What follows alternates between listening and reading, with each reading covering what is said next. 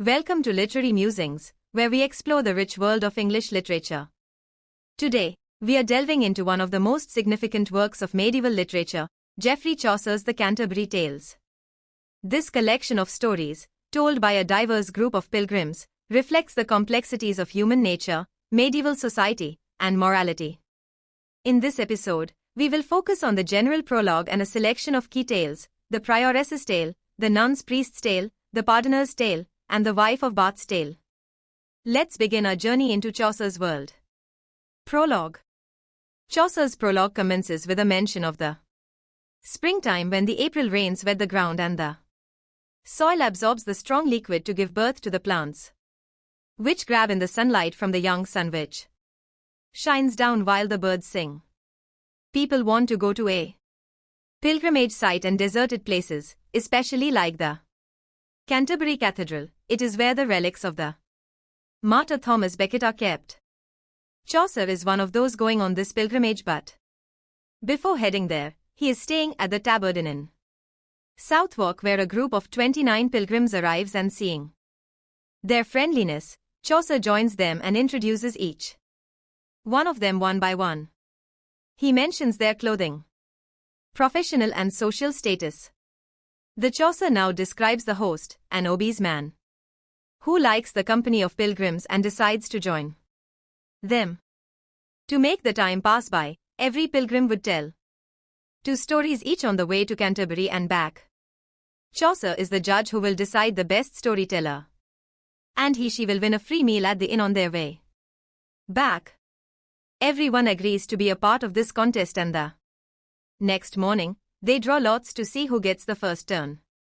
The knight draws the shortcut, and so he is supposed to start the game, which he gleefully does. The Prioress's prologue and tale. Harry Bailey solicits the Prioress so she can tell her story. Before beginning her story, the Prioress dedicates her story to Jesus' mother, Virgin Mary. She begins, a 7-year-old boy of a widow was studying at a small Christian school. He was a devotee and would utter the words, "Hail Mary," every time he looked at an image of Virgin Mary. One day, he hears his peers singing a Latin hymn, "O Alma Redemptoris." He asks one of the students to explain the meaning of the song, and he learns that this hymn is for praying to Mary for supporting and comforting us on our dying day. The boy memorizes the hymn and sings it often. Satan dislikes this level of devotion and innocence. He asks the Jew to get rid of the boy. A murderer is hired, who captures the boy, cuts his throat and throws him into the sewage drain. While the boy's mother searches for him everywhere, he locates him when she hears the hymn, "O Alma Redemptoris," from underground. The culprits are found and sentenced to death. The boy is still singing the hymn during his funeral. The abbot is curious as to how a dead body could sing. The boy tells him that while he was dying, Mary appeared in him and placed a grain on his tongue and told him to continue singing, "O Alma Redemptoris," until that grain is removed. When the abbot removes the grain, the boy dies in peace. All those who congregated at the funeral praise Virgin Mary, while the body is buried in the abbey. The nun's priests and tale. Summary. A rooster named Chanticleer is pet of a poor widow who pets a few other animals also. Chanticleer is a creature which features a noisy crow and its 7 hens. Chanticleer begins groaning. Lady Pertelote, Chanticleer's favorite hen, asks him what's the matter. He narrates the nightmare he had. The nightmare is, a giant beast with dazzling red eyes entered their yard and attempted to kill him. Pertelote tells him that his dream is baseless and that he is a coward. She also gives him some medicinal herbs. Chanticleer still feels there is some meaning behind his dreams. He shares instances of the several stories he has read in the books and refuses to take the herbs. Later, Chanticleer sees a fox in the yard. He grows anxious and prepares to flee away, but the fox assures him that he is amiable and has only arrived to listen to the melodious singing of Chanticleer, who is flattered and begins singing. The fox jumps on him and carries him toward the forests. The hens make a loud noise which alerts the widow and her daughters, and they rush to see what's happened. They see the fox and they start running after it with all their other animals, including a swarm of bees.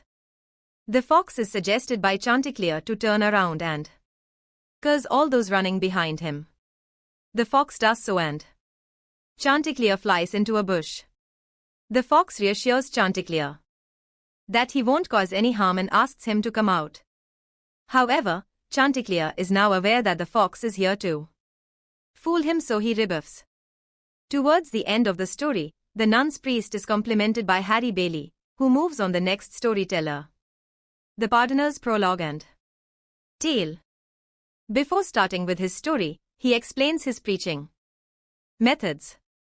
He says that honestly, he just puts on a show to manipulate people and get their money. He really is not concerned with their souls. He uses the same set of words to preach about avarice, the sin of greed, while he himself lives a very greedy life. After his confession of being corrupted, he assures the company that he will narrate his tale morally. He begins the tale. He says that a company of young men who gave in to every vice, gluttony and drunkenness included, lived in Flanders. He now talks about gluttony and says it is the prime reason for misery and despair, while supporting his claim by instances from the Bible and from other pages of history. The pardoner resumes with his story. The three men are in a tavern and drinking when they see a coffin. The tavern boy tells them that inside the coffin is a body of someone they know and who was stabbed in the heart by a thief named Death. The tavern boy also tells them to beware and be ready to face Death, who lives nearby. According to another man in the tavern, the three men, while they are drunk, decide to face Death and kill him. On their way, they find an old man who claims to have lived longer because he wasn't killed by Death. The men think that they know where Death is and start to threaten the old man. The old man guides them to go a tree in a grove. The men see coins beneath the tree and think that fortune has bestowed them this treasure, so they decide to take it after it becomes dark. They also draw chits to decide who will go out to fetch some food and wine for them. The youngest of them goes to get food and wine. He poisons the 2 bottles of wine which the other 2 will sip. When he comes back, he is killed by the 2 of them, who drink the poisoned wine and die. All 3 men are dead. After finishing the narration of the tale, the pardoner offers his services to the company in exchange of a fee. The pardoner is infuriated when Harry Bailey insults him. The knight mediates and attempts to make peace between the two. The wife of Bath's prologue and tale. The wife of Bath begins by telling that she has been married 5 times now. To justify her multiple marriages, she indicates that God asked humans to multiply and there were many wives of King Solomon. She now talks about virginity and says that if women stopped giving birth to children, there would be a dearth of virgins in the world, as she calls virginity a superior state. She then says that she is supposed to use the gifts bestowed on her by God and notes that celibacy is not one of them. She leverages her gifts to impose power upon her husbands. At this, pardoner interrupts as he is soon to be married and thinks that his wife might also do the same. He says he will not marry, to which his to-be wife tells to hear the entire story before concluding and making a decision. The wife of Bath now sheds light on all her 5 husbands and says that while 3 were good, old and easily controllable, the other 2 were bad. About the good ones, she says she used to control them by denying them sexual satisfaction and falsely accusing them. Talking about the bad ones, she says one was very wild and also had a mistress who used to make her jealous. The second bad one was just half her age when she was 40, but she fell for him at the funeral of her fourth husband. The friar says that she should get to her story and not take too long. She begins the story, which takes place in the court of King Arthur, where a pretty young woman is raped by a young knight, who is sentenced to death. However, when King Arthur's wife asks King Arthur to give the knight a second chance, he agrees. King Arthur's wife tells the knight that if he can find out what women want in 1 year, he'd be allowed to live. At the end of 1 year, the knight still is not able to find out and goes to inform the court of his failure. While he is on his way, he finds a group of women and asks them the question as to what they want. All of them disappear, but one stays back. She is old and ugly.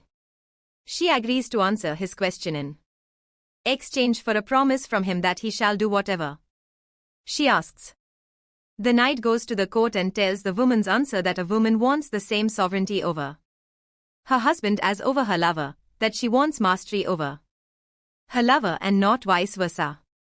As per the deal, the lady demands the knight to marry her. The knight agrees as the answer saved his life. At night, when the two are in bed, the lady asks the knight why he is so low, to which the knight replies that he is ashamed of having such a bad-looking spouse.